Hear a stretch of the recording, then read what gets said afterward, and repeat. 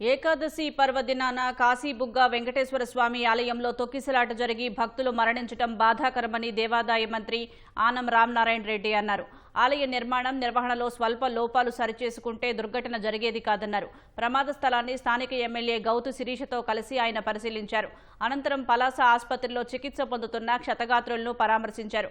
భవిష్యత్తులో ఇలాంటి ఘటనలు పునరావృతం కాకుండా చర్యలు చేపడతామన్నారు. తొక్కిసలాటపై దర్యాప్తునకు 3 అధికారులతో కమిటీ వేశామన్నారు. ఆలయ సంప్రోక్షణ శుద్ధి తర్వాత పండితుల సూచనల మేరకు దర్శనాలు మళ్లీ ప్రారంభమవుతాయన్నారు.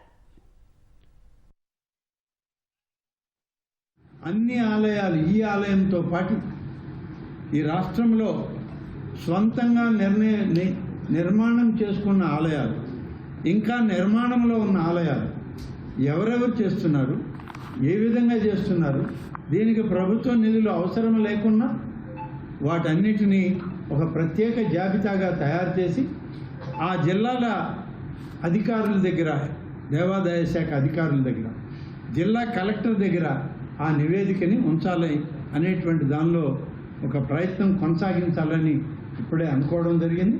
దానికి తగ్గటువంటి ఆదేశాలు మేము జరిగి మళ్ళీ అందరూ కూడా కూర్చున్న తర్వాత పూర్తి నివేదిక తీసుకొని ఒక నిర్ణయం ప్రకటించడం జరుగుతుంది. అందరు అధికారులకి ఇప్పటికే సమాచారం ఇచ్చారు. మా కమిషనర్ గారు పూర్తి సమాచారం మాకు రావాలి, రాష్ట్ర ప్రభుత్వంలో ఉండాలని చెప్పి ఇప్పటికే సమాచారం ఇచ్చారు.